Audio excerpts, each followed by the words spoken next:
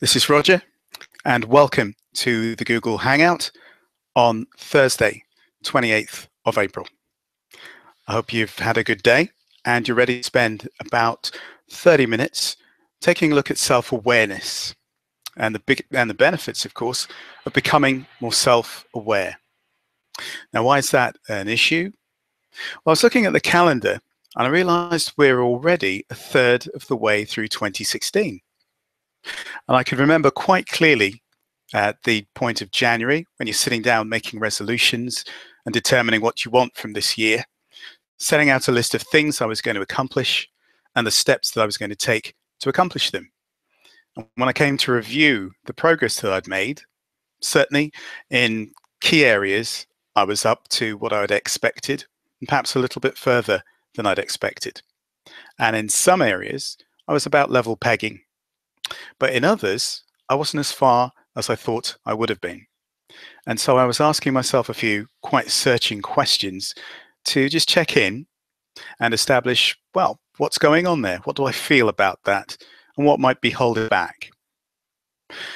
I think it's important to recognize that there's no harm or there's no blame attached. I've never been a sort of a finger pointer about these things.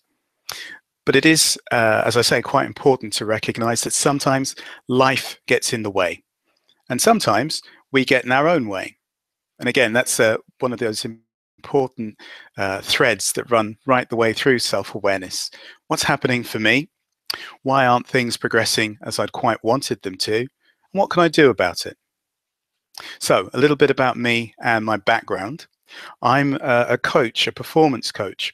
So I'm very interested in supporting people, both professionally and personally, so they accomplish better results in terms of their client outcomes, the way they relate to their customers, stakeholders, community, whatever language they use for the people who are the beneficiaries of their services. And I'm also really interested in the way people work together in teams, whether they're team leaders in large organizations or whether they are team players in smaller ones, or even if they're in teams of one, if they're self-employed or lone entrepreneurs, they still work in partnerships. They still have accountants and people who do their, I don't know, graphic design on their letterheads and those sorts of things. So they need to be able to certainly set goals, take action, reap the rewards, and certainly deliver those great results that their clients or their customers expect.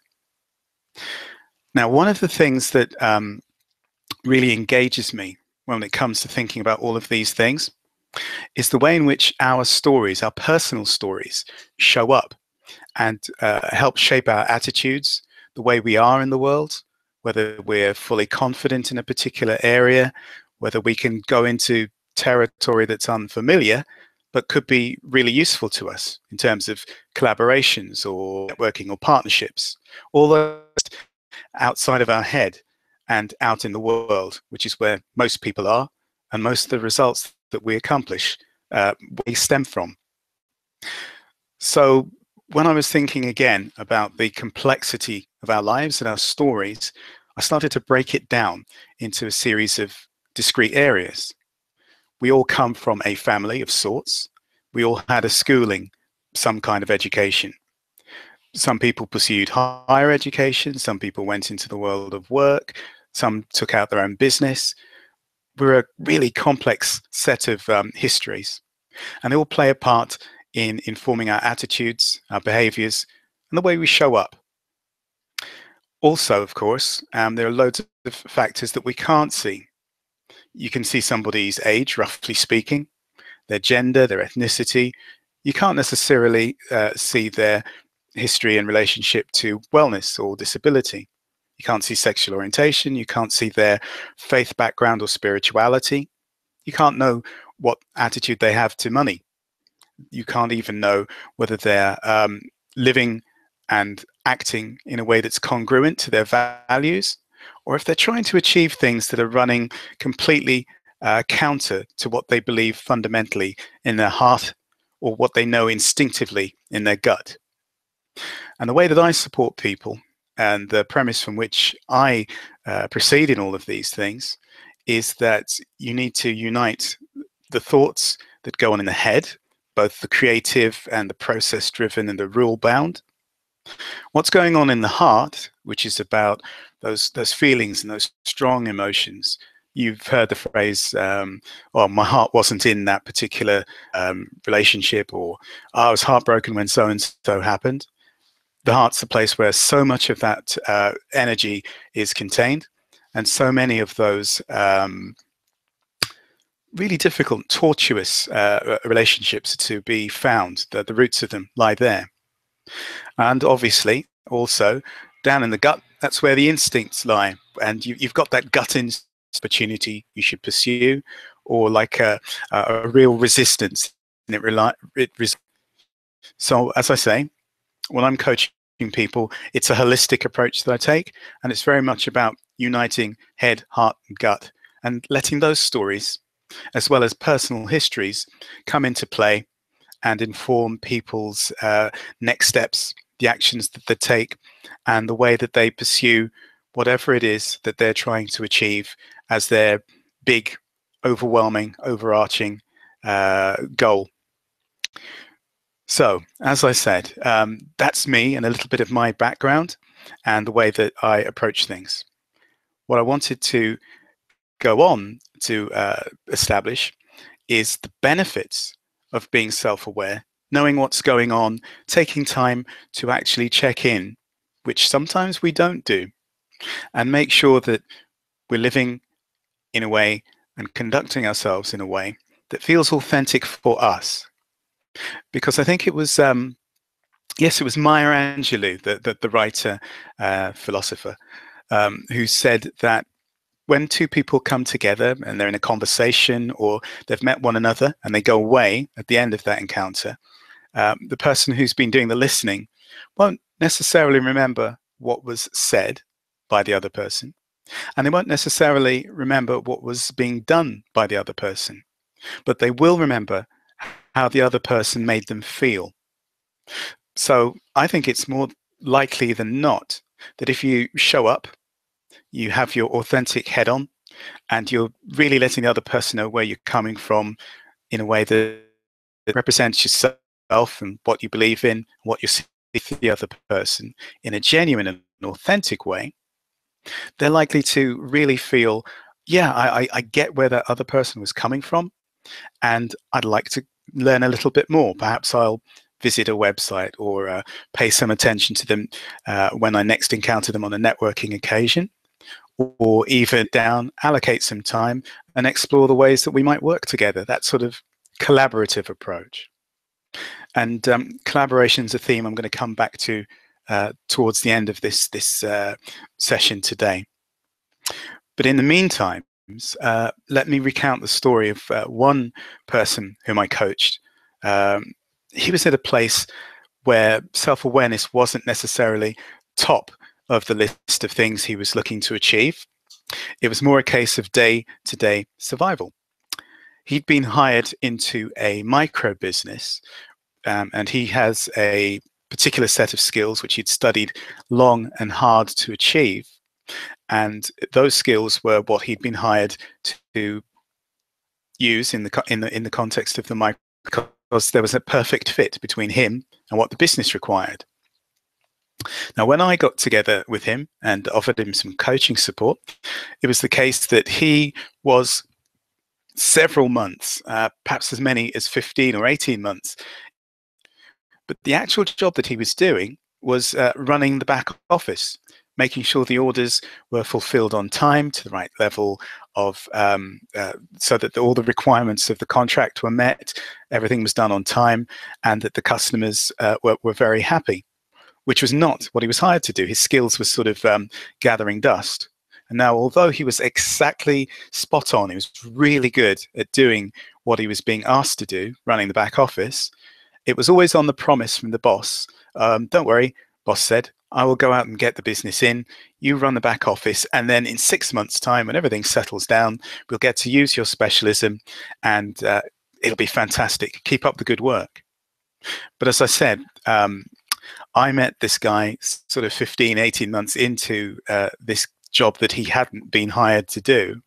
And he was wondering why things felt a bit draining. At the end of the day, his energy levels were completely depleted, and 1 week was kind of sliding into the other, had gone out of his life. It was very two-dimensional as opposed to like vivid and three-dimensional. And things came to a head for him when he was sitting at work, 6:30 in the evening. His phone rang, and it's his other half who's at the station, wondering where he is because she was waiting for him to collect her as he'd promised to do. And it had just completely gone out of his mind because he's busy doing other things and trying to keep his head up and stay focused on his big plan, which of course was to use his skills, his talents, and his experience to the best possible advantage. So, as I say, meeting this fella and listening to his story, I was able to work out with his exchange of views almost that self-awareness was something that he was really looking to achieve. He was somebody who likes to say what he means and mean what he says. And of course, he found himself in a yes position, really giving, well, yeah, pretty much giving up ground to his boss and saying yes when he meant no. No, I can't stay late. No, I need to go pick my other half up. And no, this isn't what I want to be doing. So again, confidence, using his skills and experience, remembering that there were many times in his life where he had been self-aware of what was happening, not just in his head, I need to get through today and fill these orders, but also in his heart and his gut.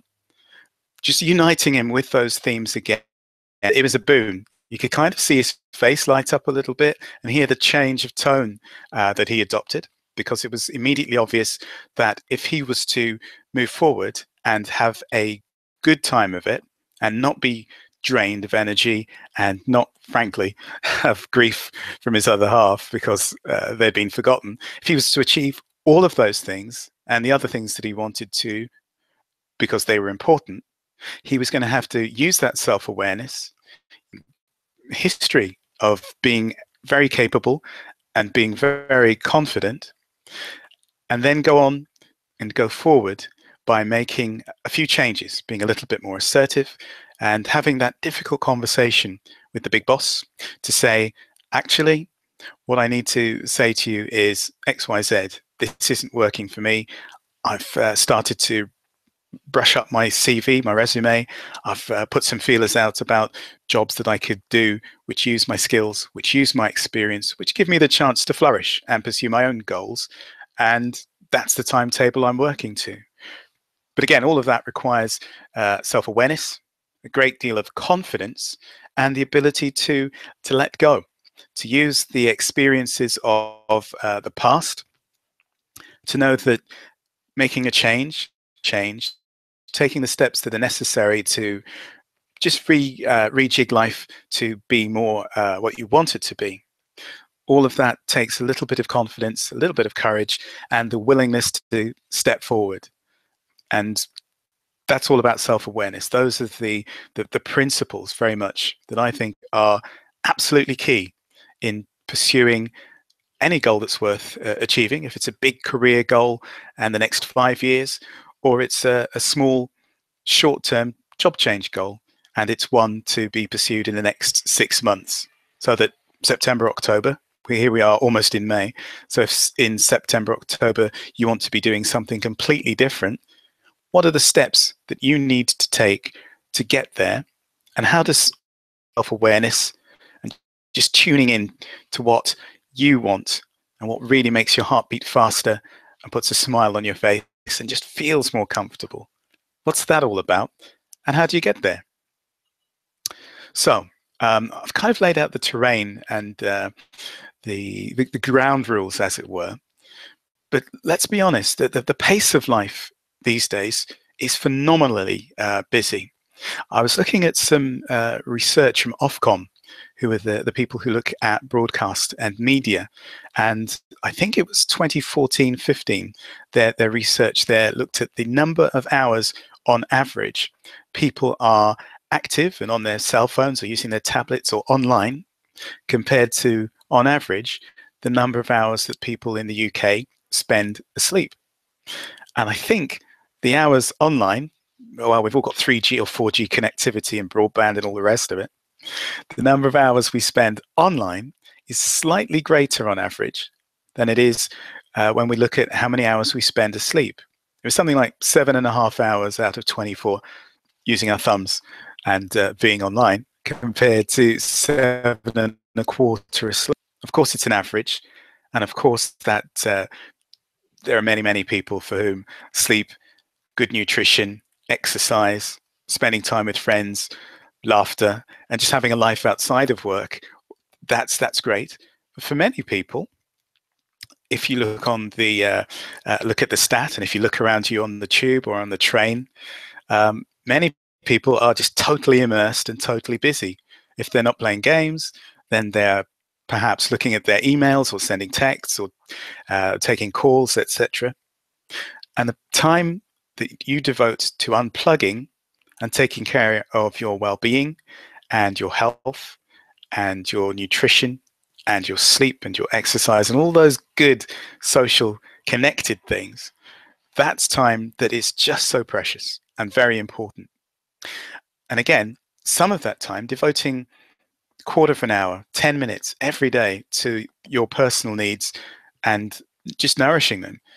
I think that's incredibly important too, because in that time, in that 10 or 15 minutes, you can definitely do some work that allows you to just sink into yourself and tune into the stresses and strains, work out why that particular client or customer, that particular colleague pushes all the wrong buttons for you, and what you can do to alleviate that stress and strain, how you can shake it off and move on in a productive and positive way. I don't know if you've ever spent any time at all during the day completely immersed in your favorite area of work. Perhaps you're a demon as far as filling in spreadsheets, or you really love creating charts and tables or writing letters, whatever it is. But if you're spending time in that place and the time just zips by, you look up and it's like 2 hours later and you've just hardly known where the time has gone because you've been completely immersed. Spending time in that zone, they call it the zone of excellence, the zone of genius even.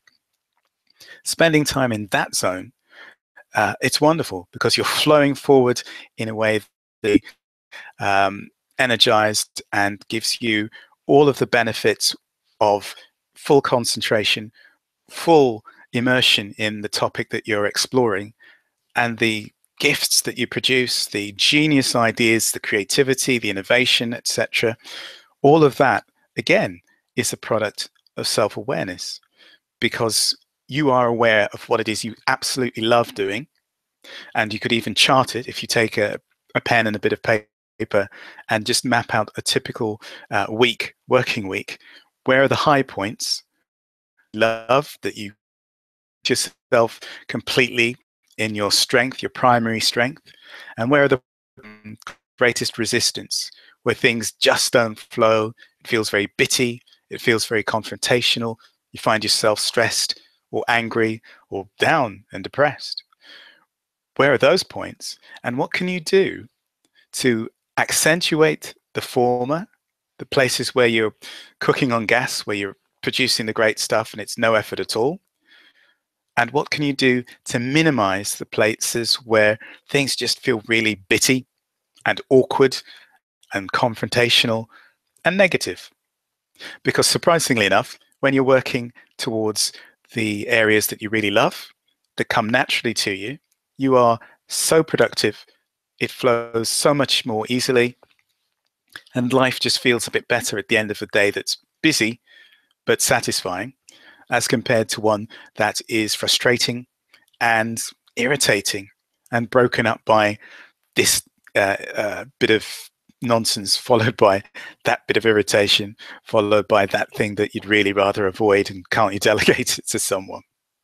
Again, use the example of the person I was describing, who was spending a lot of time and energy and a big chunk of his working week, on things he'd rather not be doing because they frankly added nothing at all to his happiness and his contentment, and equally because they were counter to what he wanted to be doing and what came naturally, the results, the quality of his results, well, they were just harder to achieve. If he'd been using his primary skill, the thing that brought him joy and really excited him at the thought of doing it, the quality of his results would have been a little bit better. They would have come forward or come through quicker and more easily. And it just all around would have been much more rewarding as a way of spending his day or his working week. So if you're going to devote some time and energy and thought to what really makes your week work, you're going to start reaping some fantastic dividends. Your collaborations, well, no, let's start with the most important part of the world, which is the world that you're in when you're not working. Your other half, your kids, your community, whoever's around you, closest to you, they're going to be a lot happier because you are going to be a lot happier.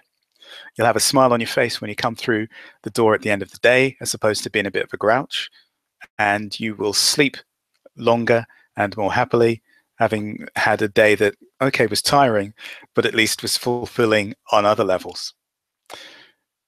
The colleagues and business partners and team members that you have around you when you go to work, they are going to have a better experience with you as well, because you'll be more collaboratively minded. Your energy levels will be up, you'll have been rested, you'll have thought about eating well, perhaps going for a run or doing something that gives you a little bit of pleasure, whatever that happens to be. And therefore, your collaborations in the workplace will be a little bit more inventive. They'll be a little bit more original.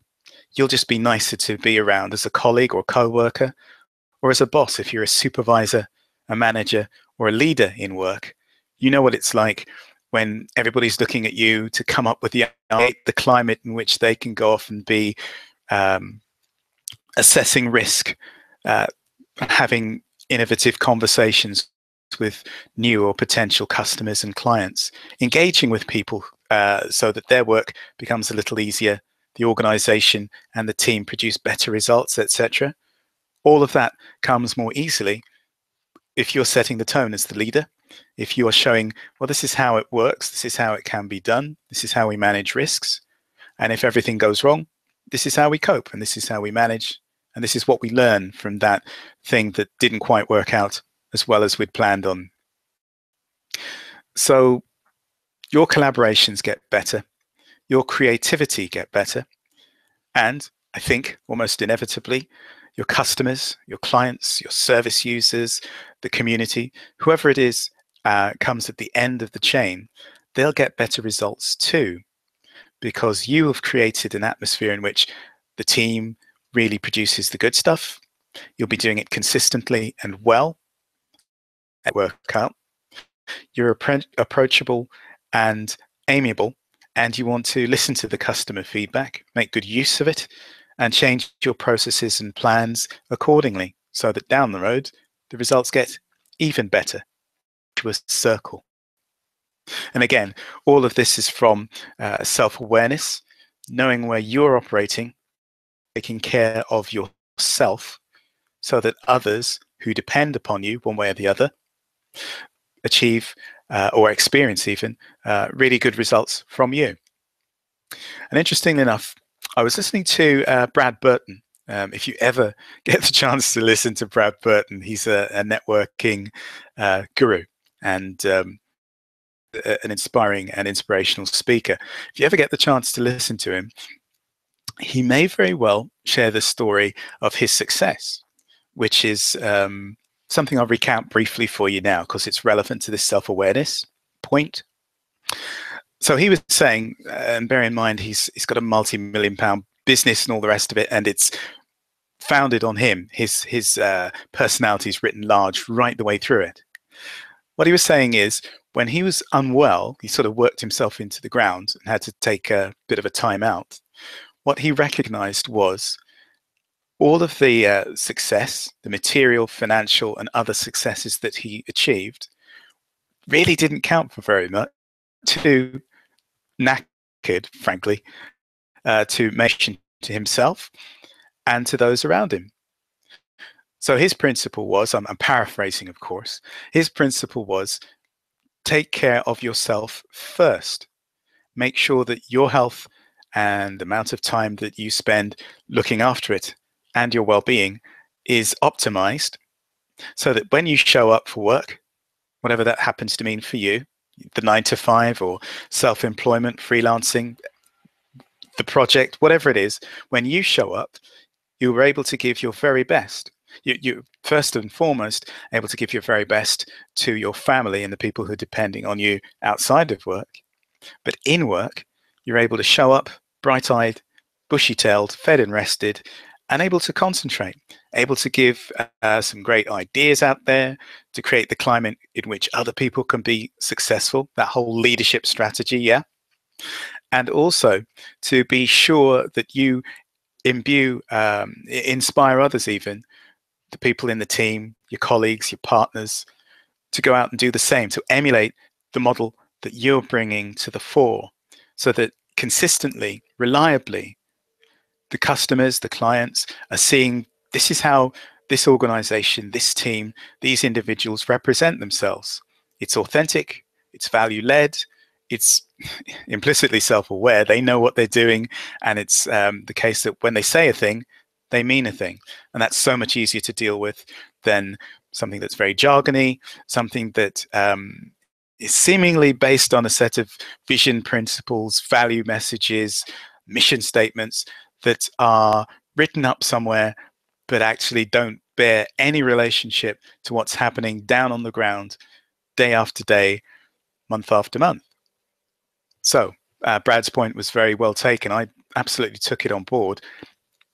And I think that's one of the thoughts that I brought to the table in wanting to share some self-awareness tools and tips with you right now. So let's recap. Let's start pulling the threads together in a way that helps you.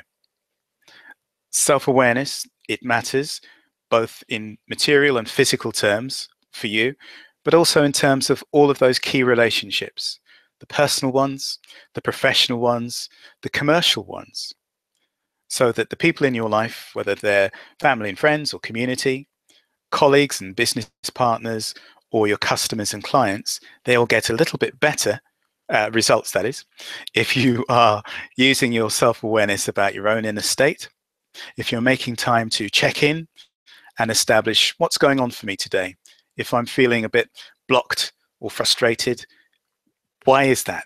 Is it something that's happening right now? Is it something that's showing up from my past and that I need to just and change? And part 2, next time, we'll look at the way that our stories and our perspectives on the world do affect the way in which we show up. And also, of course, we talked about the importance of setting goals and taking action. And don't keep them in the head. Don't just have them as, oh, I must remember to eat my 5 a day, take some exercise, have a laugh with my friends and family, as well as focus on the work. Do the honest and important thing, write it down, commit it to paper, and check in with it just as often as you check in with yourself, every other day, in the middle of the week and at the end of the week, but frequently enough to be sure that you're on track, you're producing the results that you wanted to achieve, having taken some action for a couple of days. And be honest. If you need to do some course correction because you're not quite hitting the mark that you wanted to, do it. Nobody's pointing the finger. Well, all right, I am. No one's pointing the finger. No one's blaming you or holding you to account. It's just about being sure that if you said you're going to go do a thing, you are absolutely going to do that, and that the results that you expected to achieve are consistently being achieved. Because, as I was saying, it matters to you. You know what you committed to do, and you know what it feels like when you've kind of neglected that. But other people too benefit from how you show up, the consistency of your results, and also the way you present yourself, because you're a leader of your own life. You're in charge of that. You don't have to live it by other people's rules. You can absolutely set yourself a big goal. By the X date in September, you will have achieved a job change, a career change, started a new educational course, whatever it is. But incrementally, from this point to that point, you'll be taking baby steps, small, measured, significant steps, which move you in the direction that you want to travel, that achieve good results at each point, because it feels so brilliant, doesn't it? When you start making those progress steps, and you can note the results when you look back, comparing where you started out to where you are now down the road. And so what I would encourage you to do, as I'm starting to pull all of this thread together, is to get your piece of paper and some color pens and to map out what you want to achieve right now in terms of that change that you want to have accomplished by the autumn. What's the smallest, most significant, most impactful step that you can start to take now that will guarantee you in 6 months' time that you're absolutely where you want to be, you feel happy, you feel fulfilled, you're productive, relationships that are around you, all the key ones, the ones we talked about, the personal ones, the professional ones, the customer-focused ones, all of those are significantly better than they are now. Now, I can't know, of course, what your goal will be, whether it's professional or personal, whether it's to do with managing your finances better, job change, learning, something unimaginable but significant for you. I can't know that. You can know that. So I'd encourage you very much to get a piece of paper, some color pens, write down what it is that you're looking to achieve in 6 months' time, and then start chunking that period of time down so that what do you want to have achieved towards that big goal over the next couple of weeks, over the next 14 days. If you take action each day over the next 14 against that big goal, what will you have achieved in 2 weeks' time? How will that impact you in the world of you?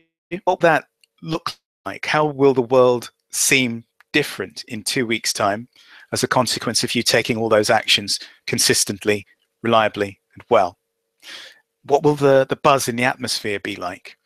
What will people notice and reflect back to you? That because they're going to say stuff, you look different, you're carrying yourself differently, what's going on, you look happier, etc.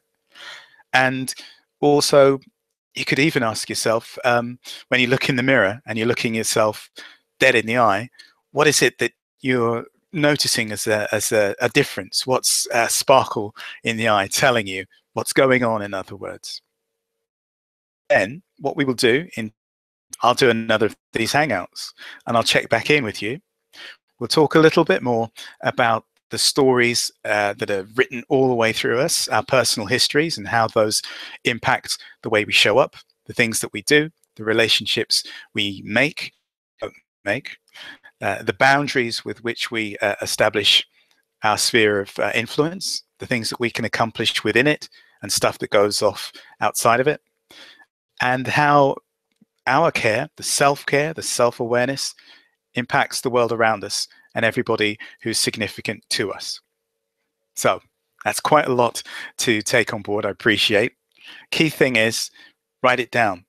Map out the next 14 days, the steps along the way against this goal that you're going to address, and what you think you will achieve, how it will look, how it will sound, how it will feel, what other people will be saying, that kind of buzz that you'll get at each stage of the process, and check in with yourself, taking those actions, and you keep taking those actions so that you can see that, yes, your world is changing. The world around you is better, brighter, bolder, less two-dimensional, more three-dimensional, full of color, vivid, and much more enjoyable, so that your experience of it and the experience of everyone around you is just better and better every day. Thank you very much for just participating and listening in on this Google Hangout. I've been Roger Dennison. I'll be back in a couple of weeks, so keep an eye out for the link which will promote that session, which will take us a little bit further into the self-awareness conversation.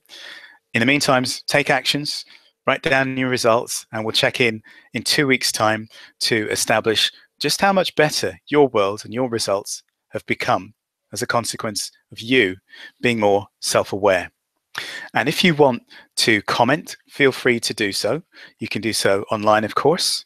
You can go along to experienceyourlife, all one word.me.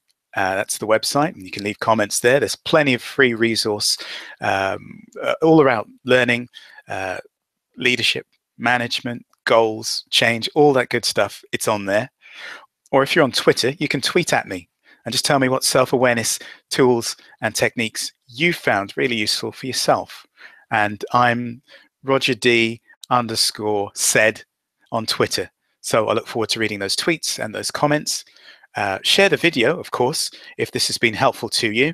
And please, in the comments, let me know what other themes around personal improvement and growth you'd like me to explore. I'm happy to produce some more videos and share some more content. If it gets you taking action, making the change, and just improving your own life and the life of those people all around you. As I say, thanks a lot for paying attention to the Hangout. Have a good day, and I look forward to catching up to you in 2 weeks' time. Cheers.